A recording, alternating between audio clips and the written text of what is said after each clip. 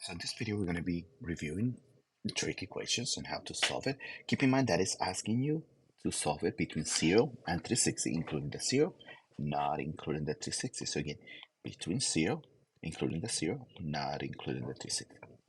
So this is the case. The idea, of course, like any equation, is to isolate the variable. But to isolate the variable, first I got to isolate the trig functions, in this case, cosine of theta. So my first step here is that I'm going to divide by -2 on both sides. So -2, so that means that cosine of theta is going to equal negative square root of 2 over 2. And using the special right triangles, we know that a special right triangle here with a 45 would have 1 square root of 2. Right? So that means that cosine of theta on a 45-degree angle would be 1 over the square root of 2, so 1 over the square root of 2. So again, 1 in this case over the square root of 2. That I can rationalize that to the same as square root of 2 over 2. So that means that we know that my reference angle is here is 45. Cosine, as a review, is negative in the second and the third quadrant. So that means that on the second quadrant, I get 180 minus 45, so it's 135. And on the third quadrant, I have 180 plus 45, that is 225. And those are my two answers. Again, in number 2, I'm going to do the first step. Again, I'm isolating cosine, so I'm going to divide by 8. So by simplifying here, I get 1 and 2, so I get the square root of 3 over 2 equals to cosine of theta. Again, in this case, using the 60-degree triangle, so I get the 30 here. So this is 1, square root of 3 and 2. So we know that this one is 60, so that means that 60 degrees here is cosine is square root of 3 over 2, so it has to be 30 degrees because it's the adjacent over the hypotenuse. So that means that cosine of 30 is the square root of 3 over 2. Again, my reference angle here is 30. Because it's positive and it's cosine, it has to be in the first quadrant. So that means that theta equals to 30. And on the fourth quadrant, so it's 360 minus 30. The next one up here, again, I'm isolating the variable, so I got to isolate first sign. So I'm going to subtract 5 minus 5, so I got -1 equals to -2 sine of theta. Again, keep in mind that because we have that 5 minus 2, don't forget about that negative down here. Now I can divide by -2.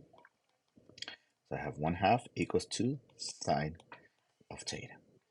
Again, using our triangles over here, right? We have that is opposite over hypotenuse. So again, my reference angle on this case is my 30 degrees. So my 30 degrees. Sine is positive on the first and second quadrant. So that means that theta is 30 degrees. And on the second one, quadrant, 180 minus 30 degrees is 150 degrees.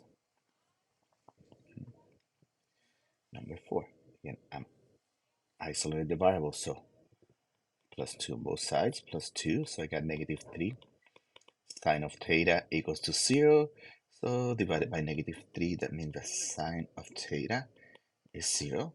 So that will be at 0 degrees and 180 degrees. Look at that, we do not use the 360 because we said from the beginning that 360 is not part of the interval where we want to find the solution.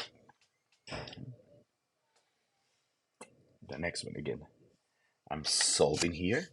And I'm going to combine like terms because as you can see now I have two terms with sine. So my first step should always be to combine like terms. And I want to try to keep sine positive. So I'm going to add the sine, the 5 sine of theta on both sides. So I got 1 equals to 2 plus 2 sine of theta. Right? Then I'm going to subtract the 2 on both sides. So I have -1 equals to 2 sine of theta.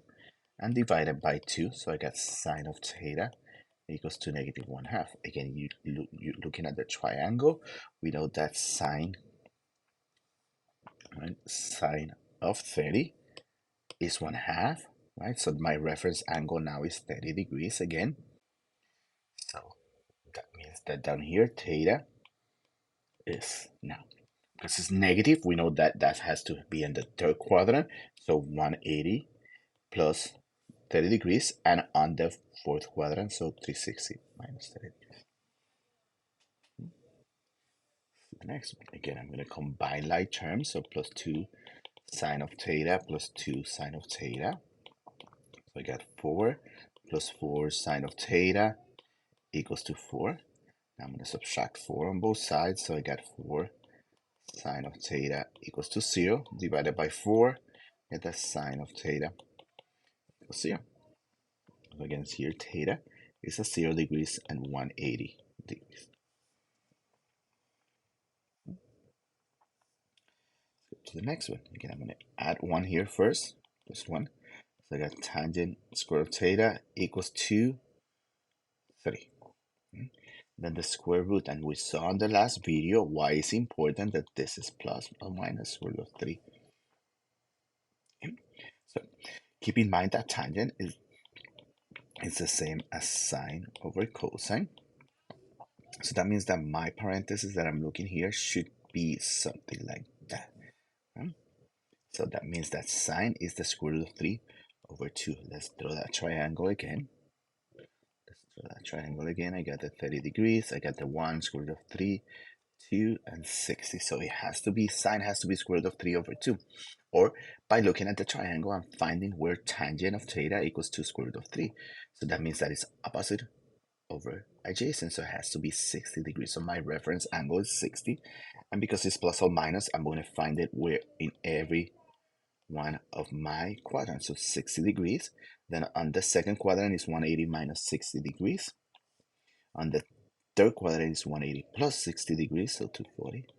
And on the fourth quadrant is 360 minus 60 degrees, that is 300 degrees. The next one, again, I'm going to combine like terms, so I'm adding first plus 3 cosine square root theta. So that means that I got 1 equals 2 cosine square root theta, square root on both sides. So that means that I got that cosine of theta equals to plus or minus 1. So in this case, theta is 0 degrees and 180 degrees, because it has to be 0 degrees is positive 1 and 180 is negative 1. And that's it for this lesson. May the 4th be with you.